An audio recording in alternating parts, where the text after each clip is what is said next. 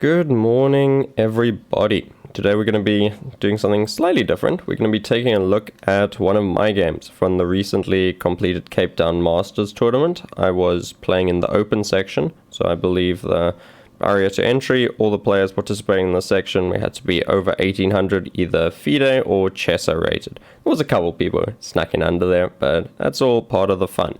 So the game we're going to be looking at, we're obviously going to look at the highlights. Don't want to see Michael's losses or when he was hanging all these pieces. We're going to look at my game in round 7, where I was playing against FIDE master Charles de Villiers. I was playing with the black pieces, he was playing with the white pieces. The game started with d4, d5, and we get c4. So we have a queen's gambit on the board. I play e6, he plays knight c3, and now I have a little bit of an interesting move here that I like to play. Bishop e7. This is called the Charusek variation. Now, it's a bit of a weird move, because if my opponent continues, let's say in a normal way, let's say he plays knight f3 here, I will just play knight f6, and we reach a very, very standard queen's gambit position. Now, the reason for me playing this move order with bishop e7 is because I want to avoid getting checkmated by Garry Kasparov. Garry Kasparov, he kind of pioneered this very interesting idea in the Queen's Gambit, where you go f3 fairly early and you try to build a big center. Let me show a sample variation. So what I want to avoid is, let's say I played knight f6 instead of bishop e7. Let's just say an exchange on d5. Let's say white develops normally. These are all very normal moves in the Queen's Gambit. c6, e3, bishop e7, bishop d3, knight b d7. We get queen c2, castles, knight ge2. Okay, you notice how the knight is now able to come to e2 instead of going to f3. And what this does is this frees up the f pawn to come to f3. And this kind of setup is what I'm scared of, because now white is going to be able to play e4, maybe even e5, and white's going to take over the center, have a very strong kingside attack. Now this is of course still perfectly fine for black. Black is very solid. Black can often look to get counterplay, maybe with a well-timed c5 move. Maybe the queen can come to b6 and x-ray the white king, and we should have enough counterplay. But I want to avoid this. So all the way back at the start, I'm playing bishop e7 instead of knight f6. Now, there obviously is some downsides to that as well. One of those potentially being after the exchange, he can transpose again back to the normal knight f3 line, or he can play something different. For example, yeah, bishop f4. Now, normally after bishop f4, my response is c6, and if they play a move like queen c2, stopping the development of my light squared bishop to f5, I will just play bishop d6, trading off the dark squared bishops. I will have a very solid position. Maybe if I just give a sample line here, after e3, I will go knight e7, insisting on this exchange of light squared bishops. I really want to bring my bishop to f5. If he goes bishop d3, I will continue even with g6. Okay, I will go bishop f5, I will trade the light squared bishops, and I should equalize without too much problems. Instead though, in the game we did not quite get this line. Instead of going queen c2, my opponent goes e3. So the moment I see the move e3, I'm quite happy, because now I can develop my light squared bishop without any fear of retribution. So I bring my bishop to f5, very normal move. Now, what I should mention is my opponent, FIDE master Charles de Villiers, he is 70 years old. So I'm sitting at the board, I'm thinking, hey, we're going to get a nice slow game, we're going to maneuver all the pieces around, maybe get like some drawn endgame that we play out for 3 hours, and then we're all going to have a nice time. And then he plays the move g4. Okay, my nice time is suddenly very, very cancelled. I'm thinking, like, what is this guy doing? g4 is a move I am partly familiar with before going into this game. Okay, I've looked at it very, very briefly, but I'm definitely no expert. I already have a choice. I thought for a couple minutes here whether I want to bring the bishop back to e6 or go to g6. I think those are both reasonable moves, and grandmasters have played both of them. I chose to just go g6 because I couldn't see how he was going to exploit the bishop here. Okay, he continues with h4. This is very logical. So he's looking to potentially play h5, and then my bishop is stuck, so I want to save my bishop. I play h5, very fighting move. He pushes g5, gaining a space advantage, taking the f6 square away from my knight potentially. I go bishop d6, trading off the bishops. Whenever you are playing with less space than your opponent, generally piece exchanges are going to be good for you. Now, what he does really well here is he keeps the tension. He just develops with knight to e2. Now, if I ever take on f4, I'm just helping his knight come to the f4 square, where it'll pressure not only my h5 pawn, but also my g6 bishop. I play the move knight e7, so I'm just developing, okay, it's a good square for my knight, maybe I'm going to come to f5. And he blitzes out the move rook c1. Okay, under 10 seconds he plays this move. Now, it looks like a fairly harmless move, but there actually is some bite to it. So the move I wanted to play here is knight f5. If I play knight f5 here, I think I am lost. Okay. If we continue with knight f5, what he will do is he will play queen b3, which now hits my b7 pawn. And again, if I play the move pawn to b6, then c6 is very weak. This is horrible. I can't allow this. This is going to be a big target that my opponent is going to exploit. So I can't play b6. I'll have to defend b7 of the queen somehow. Okay, so for me to do that, maybe I play something like queen to b6. Okay, if we go queen to b6, we immediately run into a very, very unpleasant move. Knight takes d5. Okay, this is the whole reason why rook c1 is played, because there is a potential pin to the c8 square. If I take back this knight, he will go rook c1, I will have to move my king, and I will go down the exchange, and I will have a lost position. So this is not what I want. So I cannot go knight f5, and I have to consider some other alternatives. The move I ended up playing was bishop f5, which I'm actually quite happy with. I think it's a decent move.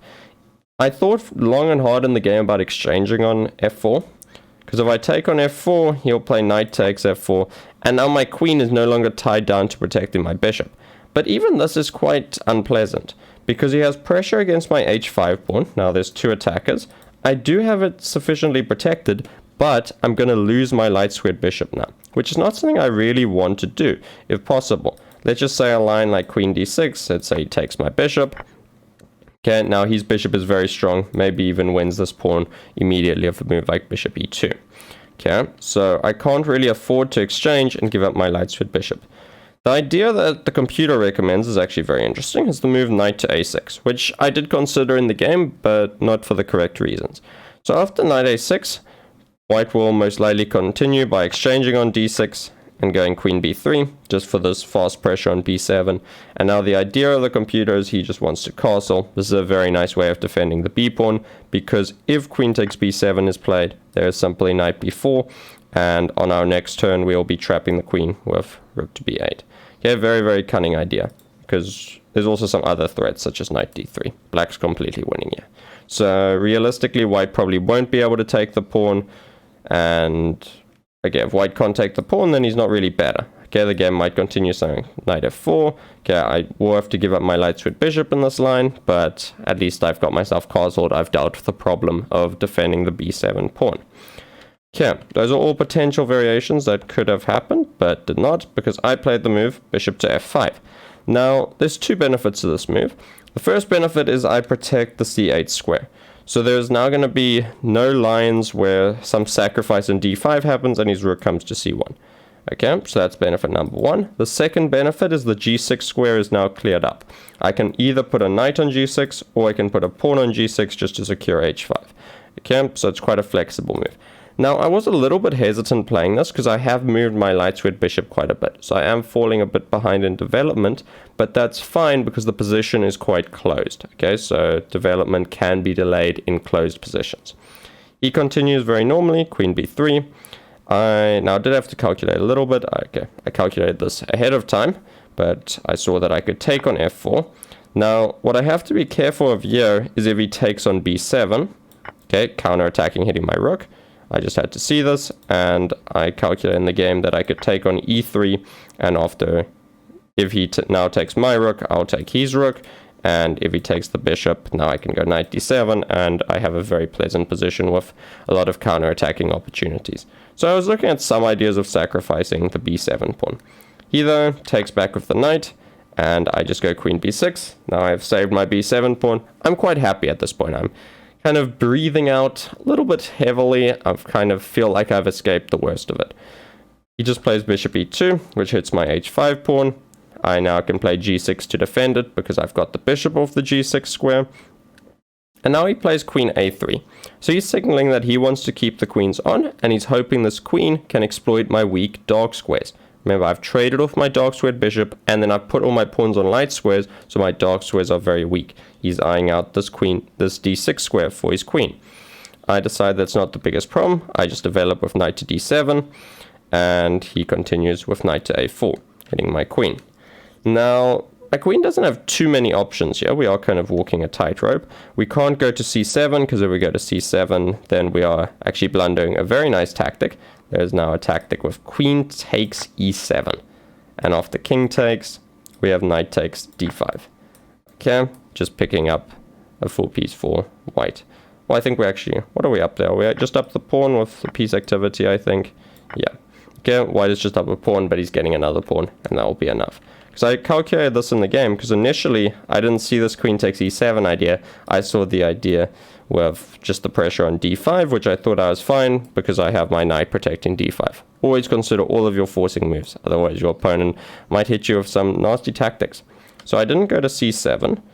I could go to d8 directly. I considered this in the game, but I thought it was beneficial to play queen a5, which, okay, now either he moves the king. If he moves the king, I have my idea was to go b5, pressure the knight. This looked quite strong, and at least here I'd get to trade queens and mess up his pawn structure.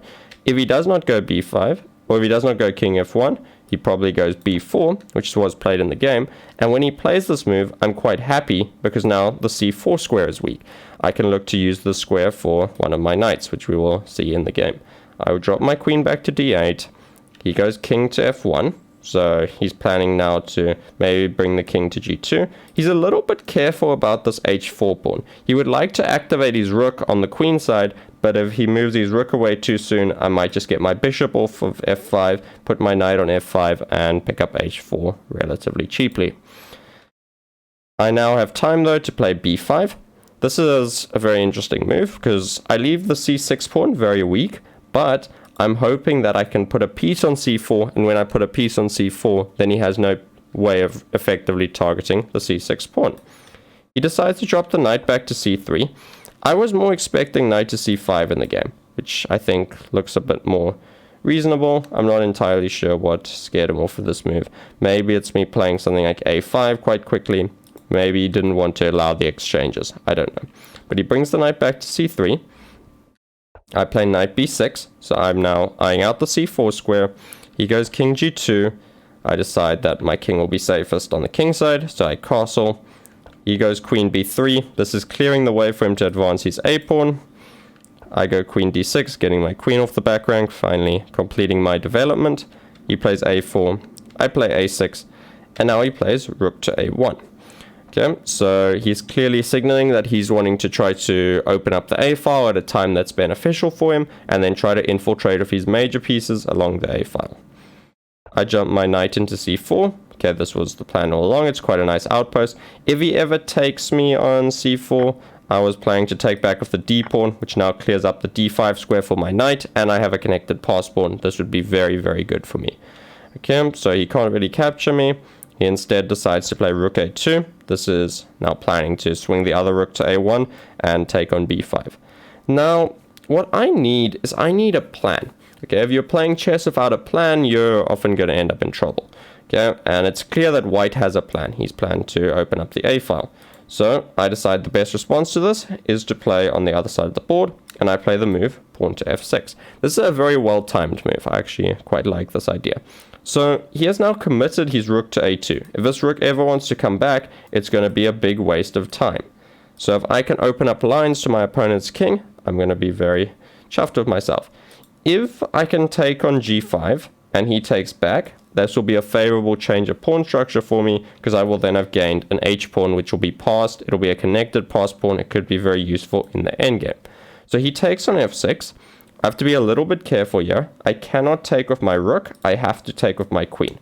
If I take with the rook, I am going to be dropping stuff after a takes b5, c takes b5. Remember, now there's this pin on the a pawn, and he can exploit this with knight takes b5. Okay, so I play queen takes f6. he now decides that his rooks need to swing back to the king side. There's open lines on the king side that he can look to maybe even attack my king. So he's playing rook a to a1. He's wanting to swing this rook over to g1 and maybe then start shuffling his king out of the way. I bring my rook to the center, getting my last piece into the game. It's quite nice now that I don't need to use this rook to defend the queen side. I can focus all of my efforts towards my opponent's king. I'm taking over the initiative. I'm starting to control the game. He plays rook to g1, and now it's quite interesting, because what I wanted to do in this position is I wanted to get my bishop out of the way, and once I got my bishop out the way, I would then be able to plant my knight on f5, and suddenly sacrifices on e3 start to look very tempting. Now, what I struggled with is finding a good way to get the bishop out the way. I considered some ideas with maybe knight d2 followed by either bishop e4 or knight e4. I considered going bishop g4 just to even allow the doubled pawns, just to get my bishop off the f5 square so my knight can use the f5 square. In the end, I couldn't really find a good way to get the bishop off the f5 square, so I decided to rather change my plan and go with knight c8. This is a very interesting move. So knight c8, the main idea is to go knight d6, and then we can plant the knight on e4, and that'll be very pleasant for me. Now, the reason this is possible is because of tactical complications. So the move he wants to play is he wants to play king f1, but he can't because he walks into a fork. It's a very bad idea to walk into a fork in chess and in real life. So he does not want to do that. He instead ends up walking into another fork. Okay? So he plays the move queen d1. He's playing this move so he doesn't walk into a fork, and now I have a very nice move. Okay, maybe you can pause the video, see if you can find it. I played the move rook takes e3. Okay, so now if he plays f takes e3, I have knight takes e3, I fork the king and queen, I'm going to be very happy. At this stage of the game, we were both quite low on time. I think he had about 2 or 3 minutes, and I had about maybe 8 minutes on the clock. So we're not quite in time pressure yet. There's still a 30-second increment, but it's definitely starting to have an effect on the game. He has to make maybe decisions that are more practical maybe than the objectively right decision. So he plays bishop takes h5. He is now hoping that he has enough counterplay. If I take this bishop, there's then an open file to my king, and he can potentially do something there. I decide that's not worth my time to capture this bishop. I rather just capture the knight on c3. I'm now a piece up, and if I can survive his attack, I will be very happy. He plays his king to f1, getting his king off the g file, opening up a line for his rook. I play knight to e7, defending my g6 pawn for another time, just to make sure everything is safe. I really don't want to get checkmated on this g file. He now is willing to give up another piece. Bishop takes g6. I play bishop takes. And his idea here is he brings the queen into the attack, and after my move king to f7, he resigned the game. Now, there was a couple, maybe another stronger option I could have considered a bit more, which is going rook to c1. A friend of mine pointed this out to me because he was watching the games. If now white goes king g2, well, I will just take the queen up. That's game over. And if he goes king to e2, well, now I can actually just take on f4. And there is no perpetual check. I think the idea he was going for was trying to make a perpetual with some sort of exchange sacrifice, but because my queen covers h6, there is no sacrifice here, and after king g7, I escape all of the checks. So maybe that was an easier way, but the move king f7 that I played in the game gets the job done quite nicely as well, because I'm just getting my king off the g file. Now there's no threats against me. I am up, I think, 2 pieces at the moment. There's no way for him to win a piece. I think the line I was calculating before he resigned, I was calculating knight takes and queen h7, but here I just have queen g7, and I'm 2 pieces up. And if he wants to try and get one of his pieces back, he has to trade queens. Let's say trade queens and h5. Well, this isn't too scary for me. I can even take off one of the rooks in a similar way that we did last time. Let's just say takes, and I can even just create a pass pawn on the other side of the board. And I'm a piece up, should be winning this without too much difficulties. So a very interesting game, well played to my opponent. He came with a lot of very interesting ideas. I was under a lot of pressure at the start of the game, but I think the moment I got the f6 break in, I was able to get some counterplay on the king side, then I was very happy. Hope you guys have enjoyed watching this kind of recap of one of my games. Let me know if you want to see more of my games in the future, and you can drop any other questions or comments down below. Yeah, have a good one, guys. Bye.